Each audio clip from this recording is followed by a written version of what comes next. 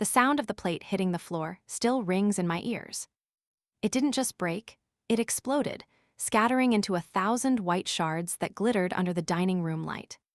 For a moment, no one moved. The baby stopped babbling, the clock on the wall ticked louder than usual, and I could hear my own heart pounding inside my chest. "You sat at the table without asking for permission." Mira's voice trembled, sharp and loud, slicing through the silence. Her words felt like they came from miles away, yet pierced straight through me. I didn't answer. I couldn't. My hands trembled as I looked down at what was left of my dinner, rice, curry, and broken porcelain swimming together on the marble floor. My breath caught in my throat, and for a second, I forgot how to breathe. I looked at my son, Arjun. He sat at the other end of the table, frozen, his spoon halfway to his mouth. His eyes darted from Mira to me, confusion mixed with guilt written all over his face. "Mira," he whispered, almost pleading. But she turned to him with eyes blazing. Mira me, I've told you before, I don't want her interfering or sitting here like it's her house. How many times do I have to say it?" Her voice cracked at the end, anger mixed with something deeper, resentment maybe. I wanted to say something, anything. That I wasn't interfering. That I had only sat down because my knees were hurting. That I hadn't even touched anyone's seat, just the edge of the table, like a guest in my own home. But the words wouldn't come out. They were trapped somewhere between my chest and my throat, tangled in the years of silence I had swallowed.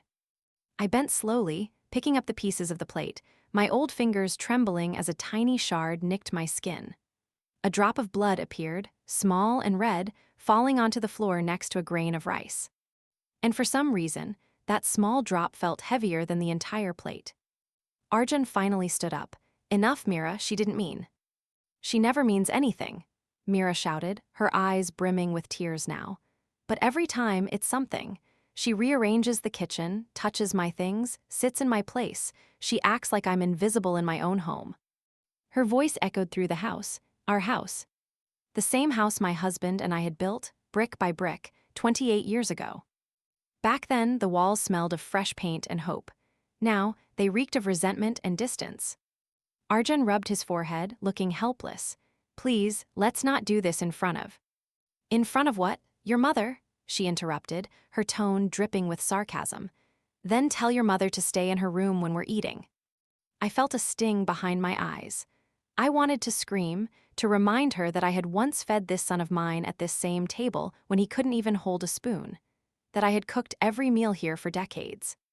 But instead, I simply lowered my head. "I'm sorry," I whispered. My voice was barely audible. Mira let out a bitter laugh. "Of course you are." She turned and stormed away, her footsteps echoing down the hallway. The baby started crying in the next room. And that's when I saw it, my reflection in the glass cabinet beside me. A frail woman in her 60s, her gray hair loosely tied, her hands shaking. Her eyes looked tired, not from age but from heartbreak. Arjun sighed deeply, running a hand through his hair. "Ma, don't take it personally, she's just stressed." I looked at him, and for a moment I wanted to believe him, but I knew better. This wasn't the first time. I smiled faintly, pretending it didn't hurt. "It's all right, Beta, I'll eat later." He opened his mouth as if to say something, then stopped. "Okay," he muttered softly, guilt clouding his face, and turned away. When he left, I sat there alone. The house was quiet again, but it wasn't peaceful, it was hollow. The ticking clock felt like it was mocking me. Every second that passed reminded me of how long I had been holding on to a family that no longer wanted me. I gathered the broken pieces and walked to the sink, rinsing my hands slowly. The water stung the small cut, but I didn't pull away. I stood there for a long time, letting the cold water run, trying to wash away the pain that had seeped into my bones. How did I end up here? I whispered to myself. How did this house, once filled with laughter, become a place where I need permission to sit? And just like that, the memories came rushing back, like an old movie playing in my head. The laughter, the clinking of dishes, my husband's voice calling me, Radha, from across the hall, Arjun's little feet running on the tiles, his giggles echoing through the living room. I closed my eyes and let the past pull me in. It was the summer of 1998, when Arjun first learned to ride his bicycle in the driveway. I remember running behind him, shouting, "Don't go too fast," while his father laughed and said, "Let him fall once, Rada. That's how boys learn." We had so little then, but it didn't matter. The walls were cracked, the fan made noise, and yet it was home. Our home. Every evening, after my husband returned from work, we would sit at the same dining table. The same one Mira smashed my plate on today. It used to be our favorite spot. We'd sit close together, sometimes talking about bills and groceries, other times about dreams. Arjun would tell us how he wanted to become an engineer, to buy us a bigger house one day. He used to say, "Ma, you'll never have to lift a finger again when I grow up." I used to smile and think, that's my boy. When my husband passed away, that table became my anchor. I'd sit there alone at night, drinking tea from the cup he used to use, pretending he was still sitting across from me, reading the newspaper. I remember how Arjun held my hand at the funeral. "Ma, I'll take care of you," he promised. And I believed him. I didn't realize back then that love changes shape when new people enter your life. When Mira came into our home after the wedding, I thought she was lovely, polite, educated, beautiful. I saw how much Arjun loved her, and it made my heart full. The first few months were peaceful. We cooked together, shopped together, even watched serials on TV while folding laundry. She called me Ma, and I called her Biddy. But slowly, something shifted. It began with small things: a comment about how I seasoned the curry, a suggestion about rearranging the kitchen to make it more efficient. I didn't mind. Every woman wants to put her touch on her home, I thought. Then came the silences. Arjun started spending more time in their room. Dinner became quieter. Mira began serving me last, sometimes forgetting entirely. I noticed how my chair, the one I'd always sat in, was replaced by hers one day. When I asked, she smiled sweetly. "Oh, I thought you wouldn't mind, Ma. It's closer to the baby's high chair spot." I nodded, pretending it didn't sting. But it did. It felt like the house was slowly erasing me, bit by bit. Back in the present, I walked to my room and closed the door softly. The room smelled faintly of sandalwood and old memories. On the nightstand, there was a framed photograph, our family portrait from years ago. Arjun standing tall, Mira smiling beside him, and me in the middle, my hand resting proudly on my son's shoulder. Now, I looked at it and saw strangers. I sat on the edge of my bed, tears finally falling. I hadn't cried in months, not since the last time Mira had accused me of trying to control her life. But today, it broke me. Not because of the shouting or the shattered plate, but because of the realization that my own home no longer had space for me. I pressed the photo to my chest, whispering, "Where did I go wrong?" My husband's words came back to me. "Families aren't built with bricks, Rada. They're built with respect." I had forgotten that respect, once lost, is almost impossible to earn back. Outside, I heard Mira's laughter. It wasn't cruel this time, just normal, as if nothing had happened. And that hurt the most. Because for me, everything had changed. For her, it was just another evening. That night, I lay awake, staring at the ceiling fan. Every creak of the house reminded me of a different time: Arjun's childhood laughter, the clinking of my husband's teacup, the soft sound of rain on the windows when we all used to sit together. Now the rain sounded lonely. I closed my eyes and told myself a lie I'd told 1,000 times before. Tomorrow will be better. But deep down, I knew the truth. Tomorrow would only bring another reminder. That I was just a guest here. A guest in the very house I once called home. When I closed my eyes that night, I didn't see the broken plate or Mira's angry face. I saw sunlight. Golden, warm sunlight pouring through the old curtains of a home that smelled of soap and freshly cooked paratas. It was the home I built with my husband, and the home that used to feel like the safest place on earth. Back then, the mornings started with his humming. Ramesh always sang when he shaved, some old Kishore Kumar tune slightly off-key, but full of life. I'd be in the kitchen kneading dough, the smell of onions and coriander filling the air, and I'd shout, "You're going to be late for work if you keep singing, Ramesh." He'd peek his head out of the bathroom door, still holding the razor, and grin. Then make me another paratha to make up for it. I used to laugh every single time. That laughter was our language, simple, real, and enough to keep us going. We didn't have much. Ramesh worked in a small government office, and I gave tuitions to neighborhood kids to help with Arjun's schooling. But every rupee we saved felt like a promise. A promise that one day, our son would have everything we didn't. Arjun was the center of our world. A shy, gentle boy with big, curious eyes and a heart too soft for his own good. He used to come running home from school, throwing his bag onto the couch and hugging me before I could even ask how his day was. "Ma, I topped the test again," he'd shout, his face glowing. Ramesh would clap and say, "That's my boy. Someday he'll be an engineer and make us proud." We'd all sit around the dining table then, the same table, laughing, eating, sharing dreams. It wasn't a fancy table, just a wooden one we bought secondhand when we moved into our small house. But that table, it was sacred. We celebrated birthdays there, solved problems there, shared news, both good and bad, there. I remember the day Ramesh lost his job. He came home late, shoulders slumped, his eyes tired. He didn't speak for a while, just sat quietly as I placed dinner in front of him. "What happened?" I asked softly. He hesitated, then looked up at me, eyes glistening. "They let me go, Radha. The department's shutting down." I sat down across from him, feeling my heart sink. "It's all right," I said after a moment. "We'll manage." He stared at me, surprised. "You're not angry?" I smiled faintly. "For what? You've worked hard all your life. Maybe this is God's way of giving you a little rest." He chuckled through his tears. "How do you always know what to say?" "Because I'm your wife," I said, squeezing his hand. "And this house, this family, doesn't run on salaries, it runs on love." We held hands across that table for a long time that night. And for a while, everything felt unbreakable. When Arjun got into college, we cried.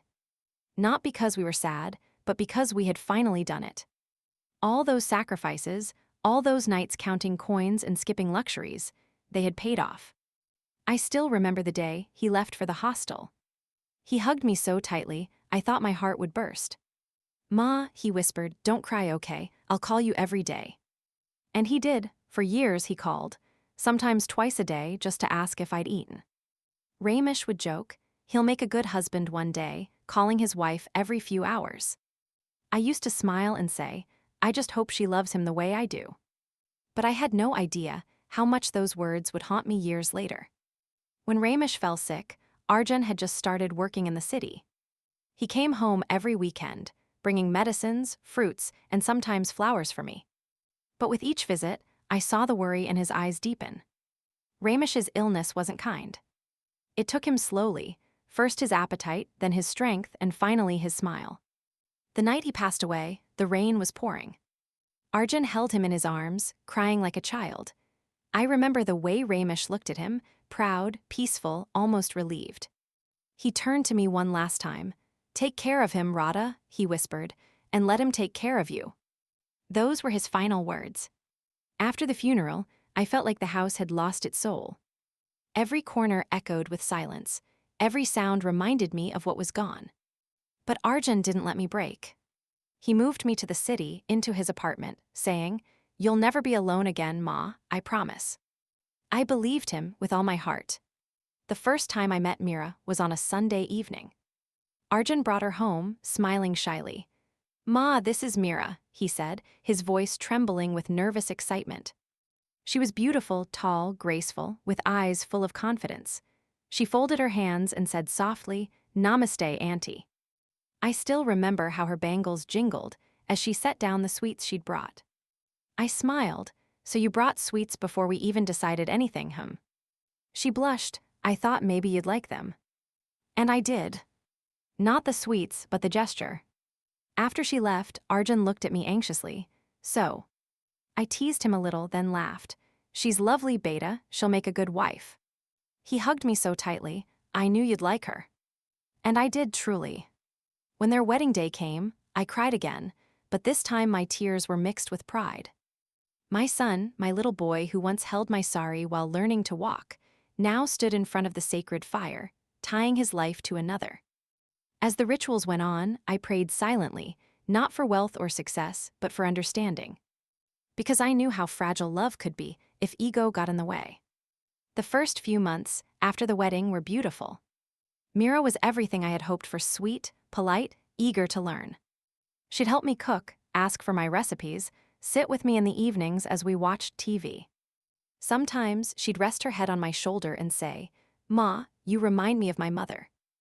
Those words warmed my heart like sunshine. I would often tell Arjun, "You're lucky, Beta. Not every mother-in-law gets a daughter-in-law who feels like her own child." He'd smile and kiss my forehead. "You both are my blessings." We were happy. The house felt alive again. Laughter returned to the walls that had once echoed with grief. I would wake early, make tea for everyone, and sit by the window watching the sunlight touch the floor, the same window where Ramesh used to read his newspaper. Sometimes I'd whisper, "You see, Ramesh, we did it. Our boy is happy." But slowly, the air began to change. I can't even tell you the exact day it started. Maybe it was small, a sigh, a look, a silence that lasted too long. One morning, I was cooking dal when Mira came into the kitchen and frowned. "Ma, do you always use so much salt?" I looked at her surprised. "No, just the usual. Why?" "It's just Arjun prefers it lighter," she said, opening the spice box and adjusting the mix. I smiled gently. "That's fine, Biddy. I'll remember next time." But she sighed as if I'd done something wrong. Then there were other things. She started deciding the menu, rearranging cupboards, changing how I folded the bedsheets. I didn't mind at first. She was young, energetic, full of new ideas. But then she began talking about her house. "This house feels small," she'd say, or "I want to redo the living room my way." And she started calling me auntie, sometimes absent-mindedly. The first time she did, I laughed it off. The second time, my heart cracked a little. I noticed how Arjun started spending less time with me. Dinner became quieter. He'd come home late, whispering with Mira in the hallway. When I'd ask, "Everything all right?" he'd just smile tiredly and say, "Yes, Ma, don't worry." But I could feel the distance growing. Not just between them and me, but between the boy I raised and the man who now couldn't look me in the eye when his wife spoke harshly. One night, I overheard them arguing in their room. Mira's voice, muffled but sharp. "I can't live like this, Arjun. She's everywhere.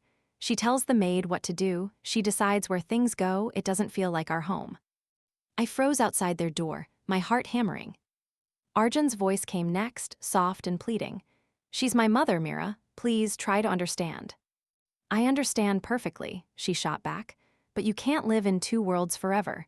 Either she adjusts or I'll have to leave." Her words sliced through me. I backed away quietly, covering my mouth to stop the sob that escaped. In that moment, I realized something I never wanted to believe. Love can exist, but respect can vanish. The next morning, Mira smiled as if nothing had happened. She made tea, asked about my health, and even helped me water the plants. But behind every polite word, I felt the wall she was building invisible, yet suffocating. And as I poured her tea, I told myself the same lie I always did. It's just a phase, things will get better. But deep inside, I knew. The warmth that once filled this home was slipping away. And no matter how hard I tried, I couldn't stop it. The days that followed were quiet, too quiet. It's strange how silence can be louder than any argument. I'd wake up early out of habit, start boiling the milk, and listen for the familiar sounds, Arjun's yawn, Mira's soft footsteps. But now, the mornings began with the click of Mira's phone camera and the sound of her recording her new, healthy breakfast routine. The kitchen wasn't mine anymore. She had changed everything, new containers, labeled in English, spices locked in glass jars, even the way the utensils were arranged. My steel tumbler, the one I'd used for years, had disappeared. "Mira, where's my tumbler?" I asked one morning. She didn't even look up from her phone. "Oh, that old thing? It didn't go with the kitchen's new aesthetic, Ma. I donated it." I nodded slowly, my throat felt dry. "It wasn't just an old thing," I murmured. She didn't hear me, or maybe she did and just didn't care. The house began to feel smaller, though nothing had changed in size. I started keeping to my room. I'd read old magazines, water my plants, or just sit near the window. Sometimes I'd catch Arjun walking past, phone in hand, always in a rush. He'd glance at me, smile faintly, and say, "Ma, I'll talk later, okay? Busy day." later never came. At dinner, they'd sit together, laughing, sharing stories from work. I'd quietly serve food, sit at the end of the table, and listen. Some nights, Mira would place a separate plate for me near the stove, instead of at the table. "Eat when you're done, Ma," she'd say casually. The first few times, I told myself it was fine. I didn't want to be a burden. But one evening, when I came out with my plate and saw there were no seats left, no space made for me, something inside me cracked. I stood there for a moment, holding the plate, staring at the 3 empty chairs, theirs, and the one that used to be mine. My heart whispered, "You don't belong here anymore." One afternoon, I decided to cook something from my heart. It was Arjun's favorite dish, methi paratha with mango pickle, the way I used to make when he was a boy. I wanted to surprise him. I made everything with care, humming softly to myself. For the first time in weeks, I felt useful. When he came home that evening, I greeted him with a smile. "Look what I made, Beta, your favorite." He looked tired but smiled faintly. "Really? That's nice, Ma." Before he could sit, Mira appeared from the bedroom. "Parathas again," she said, her nose wrinkling. "Arjun doesn't eat fried food anymore, Ma. He's on a diet." I froze, holding the plate midair. "Oh, I didn't know." She sighed, brushing past me. "You should ask before cooking so much. Now it'll just go to waste." Arjun looked at her, then at me, caught between guilt and silence. I wanted him to defend me just once. To say, "She made it for me, Mira. Let me eat." But instead, he said softly, "It's okay, Ma, don't worry." That night, I ate alone again. The parathas were cold by then, but I forced myself to finish every bite. Because throwing them away felt like throwing away pieces of my love. Weeks turned into months. Our conversations became shorter, reduced to polite exchanges. "Good morning." "Yes, I'll eat." "No, I don't need anything." It was like living in a house made of walls instead of hearts. I'd overhear them sometimes, planning vacations, discussing furniture, laughing about office gossip. They never included me. Once I asked gently, "Are you going somewhere this weekend?" Mira replied without looking up from her phone, "Yes, just a short trip. You'll manage, right, Ma?" Manage, that word stayed with me. It sounded less like a question and more like a polite dismissal. I smiled and nodded. "Of course, Biddy, I've been managing all my life." One Sunday, I was folding laundry when I found one of Mira's silk scarves. It was beautiful, sky blue, with silver threads. I took it to her room. She was sitting on the bed, scrolling through her laptop. "Mira," I said softly, "this was in the pile by mistake." She looked up briefly. "Oh, thanks." Then she frowned slightly. "Actually, Ma, can you knock next time before entering? I was on a call." My lips parted in surprise. "I'm sorry, I didn't realize." "It's okay," she said quickly, but her tone wasn't kind. "Just some privacy, you know." I nodded and walked out slowly. That was the first time I felt like a stranger in my own home. That night, I sat in my room, holding my husband's photo. I whispered to him, "Do you see what's happening, Ramesh? I don't even have a room in their hearts anymore." His smiling face in the frame gave me no answers, only the echo of memories. When Arjun came in later, I tried to talk. "Beta, did I do something wrong?" He frowned, sitting beside me. "Why are you saying that, Ma?" I feel Mira isn't happy with me. Maybe I say things I should." He sighed. "Ma, you think too much. She's just adjusting. Give her time." I nodded quietly, forcing a smile. "Of course." But time wasn't healing anything. It was only deepening the cracks. Then one morning, the maid didn't come, and Mira was rushing for work. "Ma, can you make Arjun's lunch today?" she called out. My heart lifted a little. Yes, of course. I packed his favorite, rice, dal, and bindi fry. I wrapped it neatly, just like I used to when he was a boy. When he came to the kitchen, I handed it to him proudly. "Here you go, Beta. Don't skip lunch today." He smiled faintly. "Thanks, Ma." That evening, I waited eagerly. But when he came home, he seemed distant. "Did you not like the food?" I asked. He hesitated. "No, Ma, it was fine. Just, Mira said the office staff noticed the smell. She prefers if I eat something lighter next time." "Smell," I repeated softly. He avoided my eyes. "You know, fried food and spices. Anyway, don't take it personally." When he walked away, I felt a lump rise in my throat. It wasn't just about food anymore. It was about how even my love, the simplest, purest thing I had left, was now unwanted. Soon after, Mira suggested something over dinner. Arjun, why don't we convert Ma's room into a study? She can use the smaller room near the back. It's more private. My spoon froze midair. Arjun glanced at me nervously. I don't think that's necessary, Mira. Oh, come on, she said lightly. She'll be more comfortable there. That room's closer to the garden, right, Ma? I looked at her, my heart pounding. That's the storeroom, Biddy. She smiled. We'll clean it up, you'll like it. Arjun didn't say a word. The next morning, I found movers shifting my things. My books, my saris, even the framed photo of Ramesh. I stood there, helpless, watching as my old room, my last piece of space, was dismantled. When I moved into the small back room, the air smelled of dust and mothballs. I sat on the narrow cot, hugging my shawl. The walls were bare and the light flickered. It wasn't a room for a mother. It was a corner for someone forgot. Days passed. I stopped cooking altogether. Mira hired a cook. She said it was to reduce my workload, but really, it reduced my existence. I began spending time in the garden, watering plants, talking to flowers as if they were old friends. They didn't answer, but they listened. At least, that's what I told myself. One evening, I saw Arjun watching me from the balcony. For a second, I thought he'd come down, maybe talk, maybe sit beside me. But he just smiled weakly and went back inside. That smile, that tired, guilty smile, told me everything. He knew what was happening. And he was choosing silence. Then came the day he asked me to visit my sister. Just for a few months, Ma, he said, avoiding my eyes. You'll get a change of environment. You've been home too long. I stared at him, stunned. You want me to go? No, he said quickly. Just Mira been stressed, and with the new project at work, she's feeling overwhelmed. If you could. I cut him off gently. You don't have to explain, Arjun. He looked at me, guilt flickering in his eyes. Ma, please don't take it the wrong way. I smiled faintly, hiding the tears burning my eyes.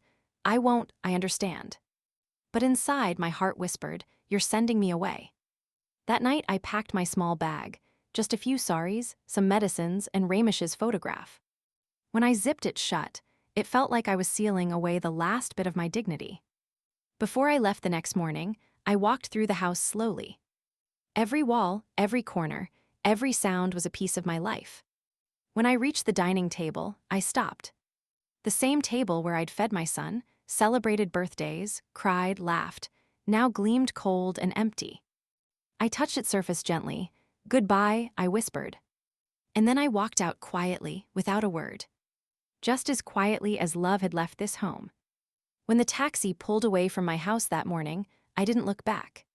Not because I didn't want to, but because I knew if I did, I wouldn't be able to leave. The city slowly disappeared behind me, replaced by the sound of traffic and the faint smell of dust and diesel. I clutched the small cloth bag on my lap, my whole life packed into it. A few saris, my medicines, and Ramesh's photo wrapped in an old newspaper. The driver tried to make small talk, but I barely heard him. My mind was replaying Arjun's words from the night before. It's only for a few months, Ma, he'd said, eyes shifting away. Mira stood beside him, pretending to fold laundry, her silence saying more than any word could. A few months. That's how long it takes for people to get used to your absence. When I reached my sister Kamla's house, she hugged me tightly. Radha, you didn't even tell me you were coming. I forced a smile. It was a sudden plan. But she wasn't fooled. She looked at me for a long moment, her eyes searching mine. You've lost weight, is everything all right? Yes, I lied, just needed a change. She didn't press further. She, known me since we were children, she could see through my words. The first few days at her place were peaceful. I helped her with chores, sat in the courtyard sipping tea, watched her grandchildren play. There was laughter again, the kind I hadn't heard in months. But every night, when I went to bed, I found myself staring at the ceiling, listening to the silence. That's when the ache began, deep, quiet, heavy. I missed home. I missed my plants, my kitchen, my small bed by the window. And I missed my son. Every morning, I waited for a call from him. Every vibration of my phone made my heart race, but it was never him. Sometimes I get a short message. Hope you're well, Ma, busy week. That was all. No, I miss you. No, when are you coming back? Weeks turned into months. The seasons changed. The summer heat gave way to the first drizzle of rain. I kept track of the days by marking them on a small calendar beside my bed. Every square I ticked felt like a wound healing too slowly. One evening, Kamla said gently, Radha, it's been 4 months.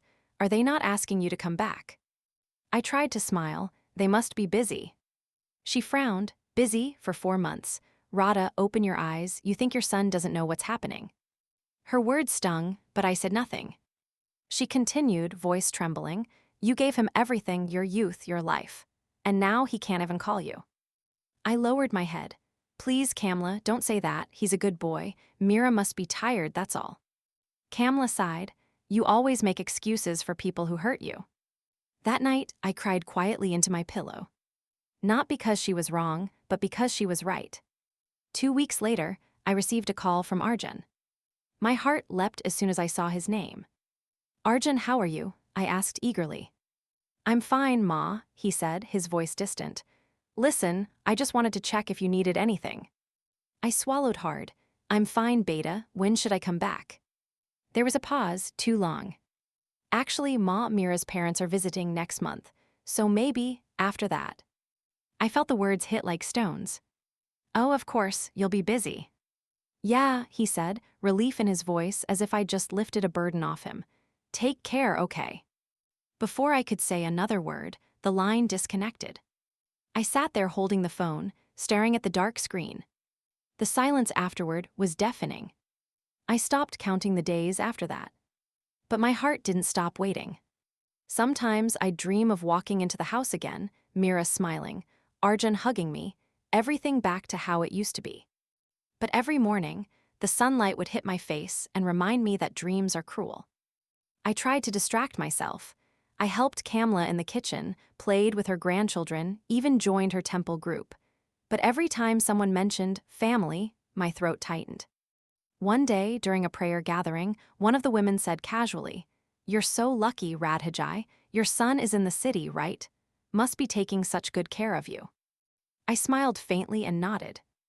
Yes, he is. But my eyes stung. After everyone left, Kamla came and put her hand on my shoulder. Lying hurts more than truth sometimes, she said softly. I looked at her, tears brimming. It's easier to lie than to admit that my son forgot me. A few weeks later, I decided to visit them unannounced. Kamla tried to stop me. Radha, at least call first. No, I said quietly. I'll surprise them. Maybe they'll be happy. I wore my best sari, the one Arjun had bought me on his first salary. I packed some sweets, a few homemade pickles, and left early in the morning. When I reached the house, my heart was pounding. It looked different. New curtains, new paint, even the gate had changed. I rang the bell. Mira opened the door, her eyes widening in shock. Ma, she said, her tone tight. I smiled nervously, surprise bitty. She hesitated for a moment before forcing a smile. Oh, come in. Inside, everything felt unfamiliar. The furniture was different, the walls decorated with new photos, all of Arjun, Mira, and their baby. None of me. Where, Arjun? I asked softly. At work, she replied, her voice clipped. He didn't mention you were coming. I wanted to surprise him. She exhaled, clearly uncomfortable. You should have told us, Ma. The maid's on leave and there's not much space right now. The baby's stuff is everywhere. Her words made me feel like an intruder. I won't stay long, I said quickly. I just missed you all. She gave a polite smile that didn't reach her eyes. Sure, I'll make tea. I watched her walk into the kitchen, the same kitchen where I used to hum while cooking. Now every jar, every utensil was labeled in her handwriting. My touch had been erased. When Arjun came home that evening, his face lit up. Ma, he said, rushing to hug me, you should have told me. I smiled through my tears. If I told you, it wouldn't be a surprise. He laughed softly and kissed my forehead. You look tired, Ma. Are you okay? I'm fine now, I whispered, now that I'm here. For a moment, everything felt normal again. But then Mira appeared, holding the baby, and the air shifted. Arjun, can you take him? I need to feed him soon. Arjun took the baby and smiled at me. Ma, hold him, say hello to your grandson. My heart melted. I held the baby carefully, his tiny fingers curling around mine. He's beautiful, I whispered, just like you when you were little. For a brief second, I forgot everything. The loneliness, the silence, the distance, all disappeared in that small, warm hand. But then Mira's voice cut through. Careful, Ma, his clothes are new. Please don't stain them with oil from your hands. I froze. Arjun looked embarrassed. I'm sorry, Mira said quickly. I just meant you were cooking earlier, right? I handed the baby back quietly. Of course. That night, I cried silently on the thin mattress in the guest room. The baby's laughter echoed from the next room, mixed with Mira's voice and Arjun's soft replies. And I lay there, invisible. The next morning, Mira came to me with forced politeness. Ma, I hope you don't mind.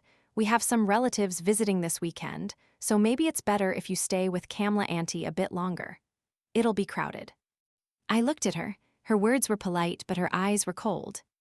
I understood. She wanted me gone. I nodded slowly. Of course, Biddy, I'll leave tomorrow. When Arjun came home that evening, I told him. He frowned, but you just came, Ma. I smiled faintly. You're busy, I don't want to disturb. He hesitated, then sighed. All right, Ma, I'll drop you tomorrow morning. He didn't fight for me to stay. That hurt more than anything Mira ever said. The next morning, as I packed my bag again, I looked around the house one last time. It was filled with new life, new memories, none of which belonged to me. Before I left, I stopped at the dining table. There were only 3 chairs now, one for each of them. Mine was gone. I touched the edge of the table gently. Once, this had been the center of our family. Now, it was just furniture. As we drove away, Arjun was quiet. He kept checking his phone. I turned to him. Beta, I said softly, when did you start calling me only when you had time? He looked startled. Ma, that's not fair. No, it's honest, I said calmly. You used to call me every day. Now I wait weeks to hear your voice. He swallowed hard. It's not like that. Life's just busy. I smiled sadly. Life is always busy, Arjun, but love makes time. He didn't reply. When he dropped me off at Kamla's house, he hugged me quickly. I'll call you soon, Ma. I nodded, though I knew he wouldn't. As I watched the car disappear down the road, I whispered to myself, that's how a heart breaks, not with a bang, but with silence. And from that day, I stopped expecting anything. Because sometimes, the people you love most don't betray you with anger. They betray you with indifference. It had been nearly 3 years since I'd left that house. 3 long years of waiting for a phone call that never came. At first, I'd wake up every morning and check my phone just to see if Arjun had messaged. Then it became every few days. Then, once a week. And finally, I stopped checking altogether. By then, I had learned to live in silence. Kamla's house became my world. I watered the plants, cooked for her grandchildren, went to the temple every evening. I smiled when people spoke to me, laughed when they joked. But inside, a part of me had gone quiet, the part that still believed my son would come and take me home. Then, one evening, as I was sweeping the veranda, my phone rang. It was Arjun. My hands trembled as I picked it up. Arjun, Beta. Ma, he said softly, his voice strangely hesitant, how are you? I sat down, my legs weak. I'm fine, is everything okay? There was a pause, and then he said, Ma, Mira's pregnant. You're going to be a grandmother. For a second, the world stopped. My throat tightened, my eyes filled with tears. Really? Oh, Arjun. I could barely speak. My heart flooded with emotions I hadn't felt in years, joy, pride, love, everything at once. He chuckled softly. Yeah, Mira's due in 2 months. We were thinking it would be nice if you came back, to help. The words, if you came back, hit me differently. For years, I had begged silently for that invitation. Now it was being offered, not because they missed me, but because they needed me. Still, my heart didn't care. It only heard the words come back. Yes, I said quickly. Of course, Beta, I'll come. And for the first time in years, I packed with a smile. When I reached their home, my hands were shaking with anticipation. The house looked even grander than before, new paint, polished floors, bigger windows. I hesitated at the gate, clutching my small bag. I wanted to knock, but my heart was pounding so hard I could barely lift my hand. Then the door opened. Mira stood there, her belly round under a loose cotton dress. She looked startled for a moment, then smiled politely. "Oh, Ma, you came." Her voice wasn't warm, but it wasn't cold either. It was neutral. I smiled through my nerves. "Of course, Biddy, I came as soon as I could." She stepped aside. "Come in." The house smelled of new furniture and lavender. Every corner looked modern, elegant, but distant, like a showroom. My eyes darted around for something familiar, but everything had changed. Arjun came out of the study, and when he saw me, his face broke into a smile. "Ma," he said, rushing to hug me, "you came." I hugged him tightly, my heart bursting. "Of course I came, how could I miss this?" He pulled back and looked at me with a kind of tenderness I hadn't seen in years. "It's good to have you home, Ma." Those words, "good to have you home," echoed inside me like music. The first few weeks were peaceful. Mira was careful, polite. She didn't speak much, but she didn't raise her voice either. I cooked light food for her, massaged her legs, made her milk with saffron at night. Sometimes she'd thank me softly. "Thanks, Ma, I feel better after that." I'd smile and say, "That's what mothers are for." I didn't realize how much I'd missed hearing someone call me that, Ma. Arjun started spending more time at home too. We'd sit together in the evenings, talking about the baby's name or how to decorate the nursery. One evening, I said shyly, "If it's a boy, maybe name him Ramesh after your father." Arjun smiled. "We'll see, Ma." But Mira's expression changed. "I think we'll pick something modern," she said. "Old names don't sound right these days." I nodded quickly, pretending it didn't hurt. "Of course, whatever you both like." When the baby was born, I felt like the earth itself had blessed me again. A beautiful little boy, tiny fingers, tiny feet, his skin soft as butter. The first time I held him, tears fell without permission. "Hello, my little one," I whispered. "I'm your daddy." He opened his eyes as if trying to see me, and in that moment, I saw Arjun's face in him. For days, I barely slept. I'd sit beside his crib, humming lullabies, watching him breathe. Every coo, every yawn, every cry felt like life returning to my chest. Even Mira seemed softer then. She'd hand me the baby and say, "Ma, can you hold him for a bit? I need some rest." And I would gladly. Those were the happiest days I'd had in years. But happiness in my life always came with an expiry date. It began with small things: Mira correcting how I held the baby, how I folded his clothes, how I spoke to him. "Ma, don't sing so loudly, he gets startled." "Please don't use oil on his hair, the doctor said no." "Ma, wash your hands again before touching him, just to be safe." I obeyed every word, never arguing. Because this time, I didn't want to ruin anything. But soon, the walls began to close in again. One afternoon, Mira came into the nursery while I was playing with the baby. She frowned. "Ma, why is he wearing this sweater? It's too hot." I smiled gently. "The fan's on, Biddy, he was feeling cold." She picked the baby up quickly. "You shouldn't decide that on your own, you don't know how sensitive newborns are." Her tone wasn't angry, but it was sharp enough to make my chest tighten. Later that night, I overheard her talking to Arjun in the next room. "Your mother means well, but she interferes too much. I can't even breathe sometimes." I froze, my heart pounded in my ears. Arjun sighed. "She's just helping Mira."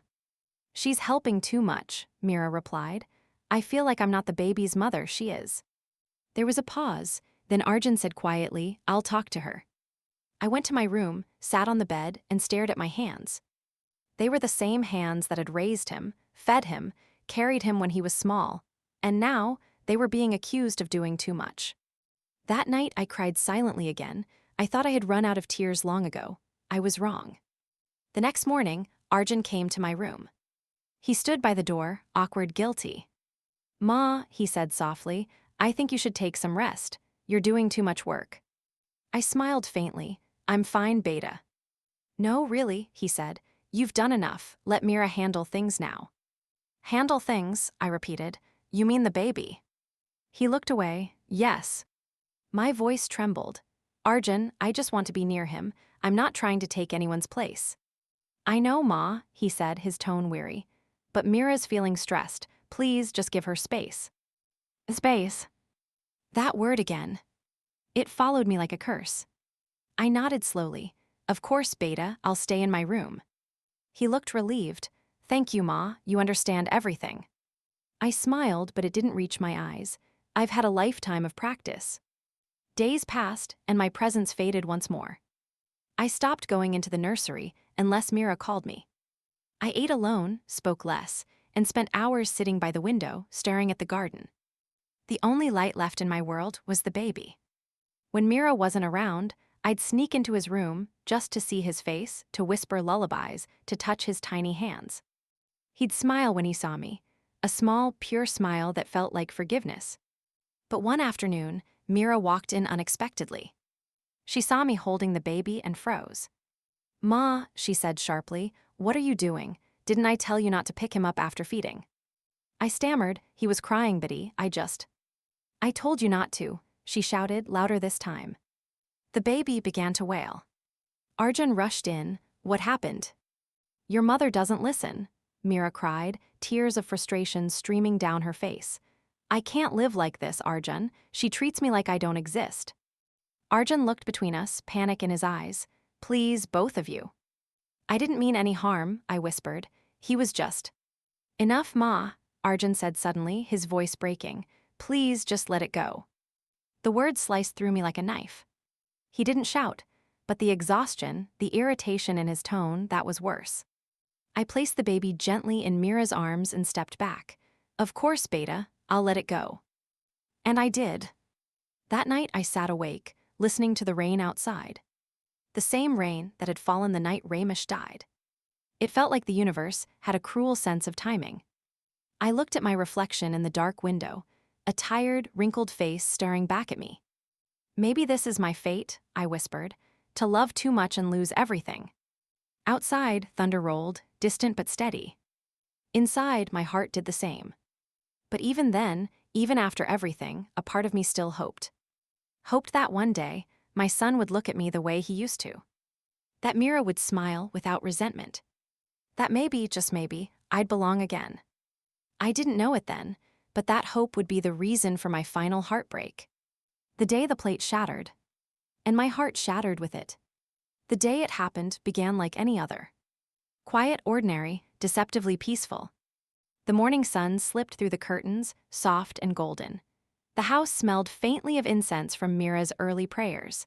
I could hear the baby's giggles coming from the nursery, followed by Mira's voice, calm, sweet, loving. I sat on the edge of my bed, folding laundry, my fingers moving automatically while my mind drifted elsewhere. Over the past few months, I had learned how to be invisible. I spoke less, moved quietly, and existed only in the spaces they didn't look at. Still, I loved the small moments that made me feel alive.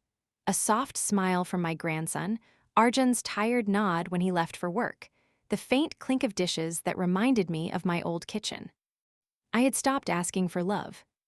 I was content with crumbs of it. That evening, Arjun returned home early. Mira had cooked a special dinner, something fancy, with candles on the table and soft music playing in the background. I could tell she had planned it, maybe to celebrate his promotion, or maybe just to feel like a couple again. I watched from the hallway as she laughed while serving him food. Arjun looked happy, relaxed, his eyes softer than I had seen in a long time. For a moment, I smiled too. He deserved happiness, they both did.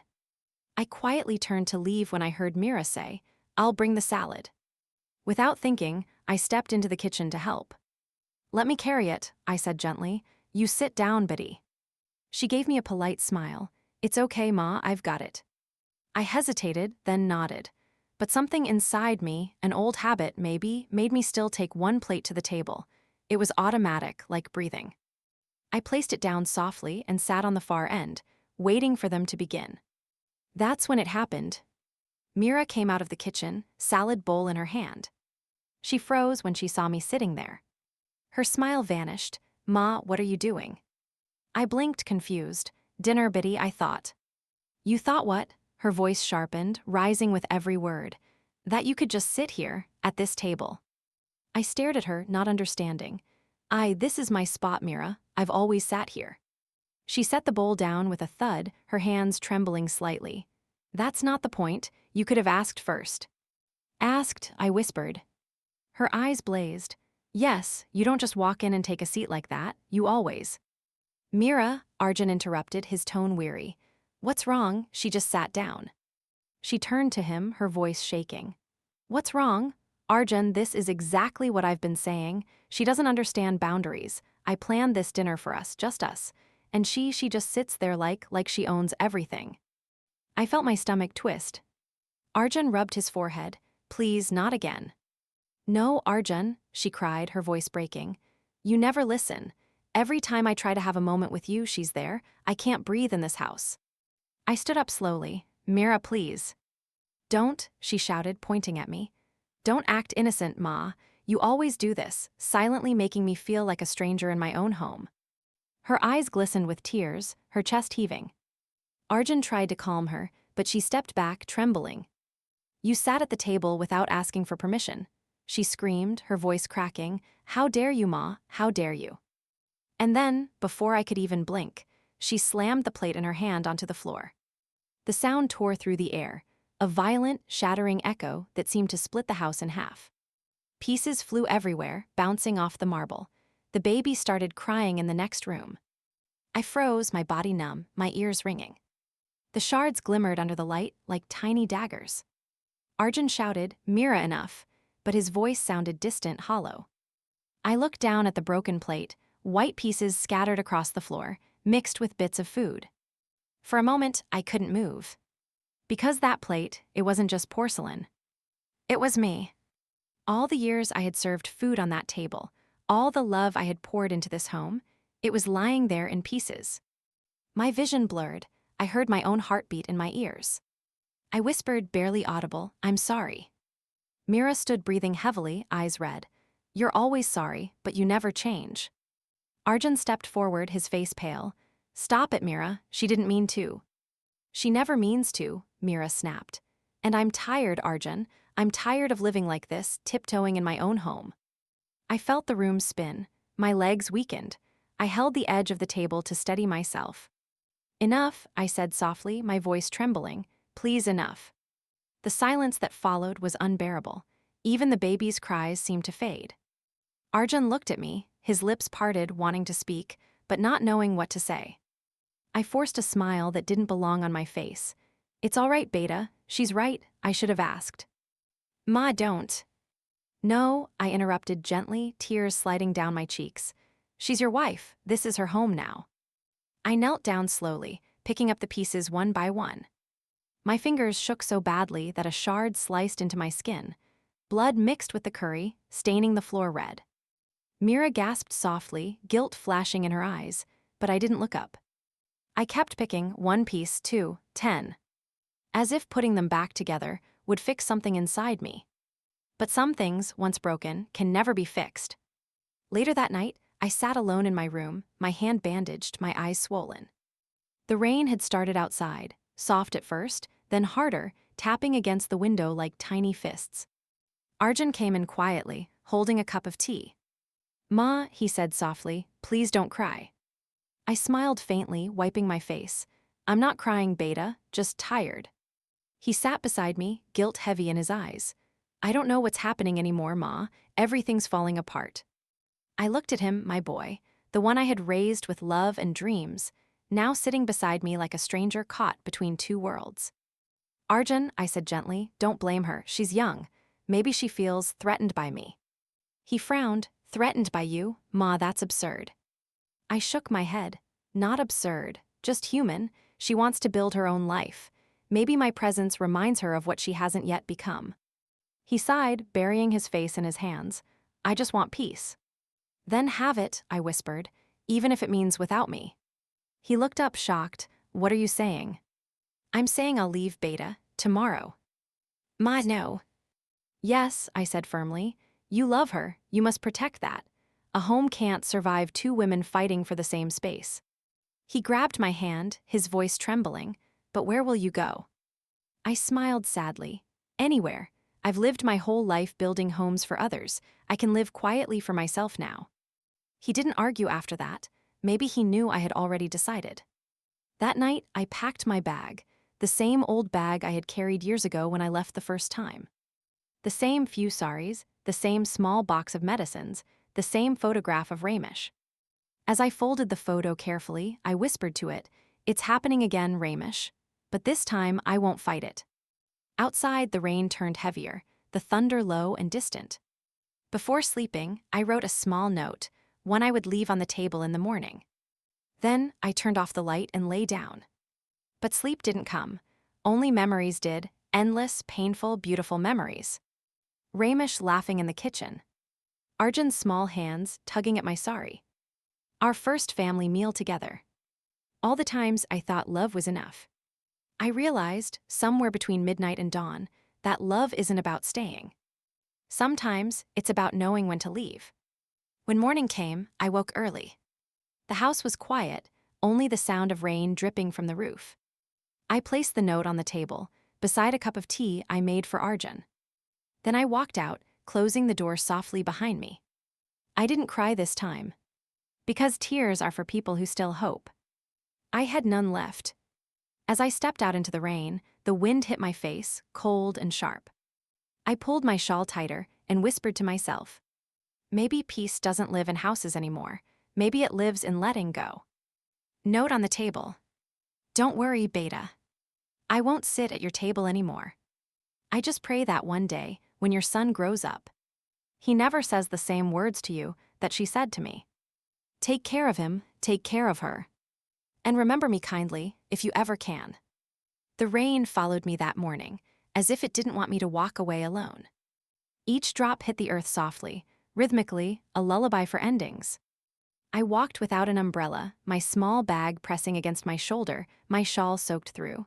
The city was just waking up, milkmen riding past, children in uniforms splashing through puddles, shopkeepers opening shutters. No one looked at me twice. I suppose that's what invisibility truly feels like. Not silence, not loneliness. Just the absence of being seen. I found a small taxi stand and sat on the bench. My legs ached, but my heart was strangely light, as if by leaving, I had finally unshackled something inside me. When the driver asked where I wanted to go, I hesitated. I had no destination, no home to return to.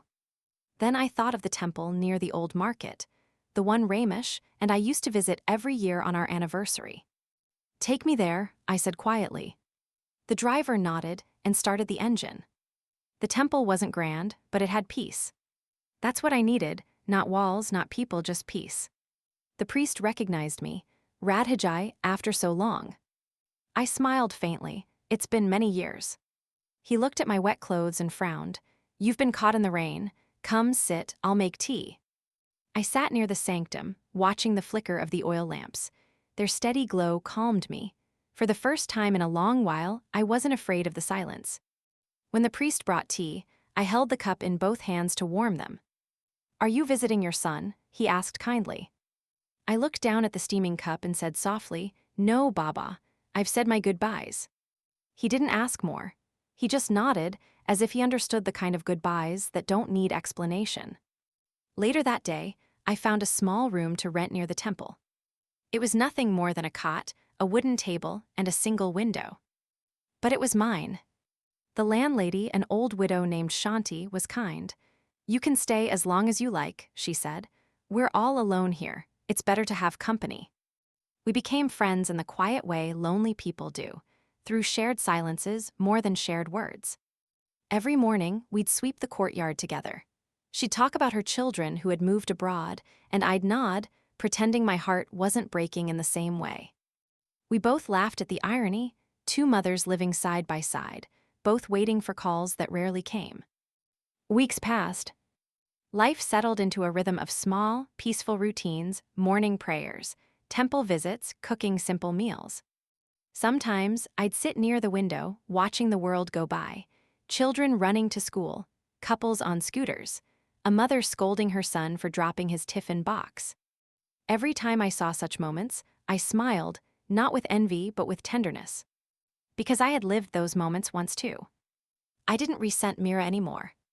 I didn't even resent Arjun. I had come to realize that people love in the only way they know how. And sometimes, that love is small, imperfect, selfish. But it's still love. One evening, I was lighting my oil lamp when there was a knock on my door. When I opened it, I saw a young man standing there, tall, polite, holding a small envelope. "Radhajai?" he asked. "Yes." He handed me the envelope. "Your son sent this through courier, said it was urgent." My hands trembled as I took it. "Thank you," I whispered. He smiled and left. I closed the door and sat on the bed, staring at the envelope for a long time before opening it. Inside was a letter, Arjun's handwriting, and beneath it a photograph. I unfolded the letter slowly. "Ma, I don't know where to begin. The house feels empty without you. Mira and I have been arguing a lot lately about small things, big things, everything. The night you left, I found your note on the table. I must have read it 100 times. You were right. I stayed silent when I should have spoken. I chose peace over you, thinking it was the easier path. But I see now that silence was my biggest betrayal. The baby, Arav, has started walking. He keeps pointing at your photo and saying, 'Daddy.' Every time he does, Mira looks away. I think she regrets things too, but pride is a strange thing, Ma. It builds walls we don't know how to break. I miss you. I don't know if you'll forgive me, but I want to try. Please come back home, or at least let me come see you. Your son, Arjun." Tears blurred the ink as I read. My hands trembled as I lifted the photograph. It was of my grandson, smiling, his small hand raised as if waving at me. I pressed the photo to my chest and sobbed quietly. I wasn't angry anymore. But I couldn't go back, not again. The first time I left, I was sent away. The second time, I left to protect my peace. A third time would mean I hadn't learned anything at all. That night, I wrote him a reply. "My dear Arjun, I received your letter. I'm happy to know you and Mira are well and that my little Arav is growing fast. Give him a kiss from me. I don't hold anything against you, Beta. You did what you thought was right, and Mira did what she thought was right too. Sometimes, everyone's truth hurts someone else. Don't worry about me. I'm fine here. I have a small room, a kind friend, and peace, something I hadn't felt in a long time. You don't need to come for me. You need to stay where you are and build a happy home for your son. Because someday he'll grow up, he'll marry, he'll have his own life. And when that day comes, I pray he never makes you feel like a guest at your own table. That will be my real forgiveness. With all my love. Ma." I sealed the letter and sent it the next morning. I knew he'd read it with tears, maybe even drive down to find me. But I also knew he wouldn't. Because deep down, Arjun understood, love isn't always about being together. Sometimes, it's about letting go so the other person can grow. Months turned into years. I grew older, slower. My hair turned completely white and my hands shook when I held a pen. Every now and then, I'd receive a postcard, from Arjun, from Mira, sometimes even from little Arav when he learned to write. They'd send photos too, birthdays, school functions, holidays. I'd place them near my window, next to Ramesh's photo. That small wooden table became my shrine of memories, the only table I needed anymore. Sometimes I'd sit by the lamp at night, looking at their faces and whispering blessings. Be kind to each other, I'd say, that's all that matters. One winter evening, I wasn't feeling well. The air was cold, my chest heavy. Shanti found me sitting by the window, clutching a small blanket around my shoulders. "Radha," she said, worried, "you need to rest." I smiled faintly. "I'm just tired, Shanti, tired of everything but the rain." Outside, it had started drizzling again, gentle, rhythmic, just like the day I left my son's house. I closed my eyes and thought of that day, the broken plate, the silence, the note I left behind. And suddenly I didn't feel pain anymore, only peace. If love was a circle, mine had completed its turn. They found me the next morning, sitting upright by the window, a soft smile on my lips. The oil lamp beside me had gone out, but the faint smell of sandalwood still lingered in the air. In my lap was a photograph, Arjun and Mira with their son, smiling together. And next to it, the last line I had written in my diary. Maybe love doesn't need a seat at the table. Maybe it just needs a heart to remember. A week later, Arjun came to collect my things. He stood in that small room for a long time, holding the photograph, tears streaming down his face. Shanti told me later that he whispered, "I'm sorry, Ma, I wish I'd come sooner." But by then, time had forgiven what words never could. They cremated me near the same temple I had found peace in. And every year since, on the day it rains, people say a man and a little boy come there with flowers, father and son, standing together in silence, the boy holding his father's hand. When the rain begins to fall, the boy looks up and asks, "Papa, is Daddy watching us?" And Arjun always smiles through his tears and says, "She never stopped." Because love never really leaves. It just changes rooms. And if you listen closely, in the sound of rain, in the silence between two heartbeats, you can still hear it whispering, "Don't worry, I'm still here."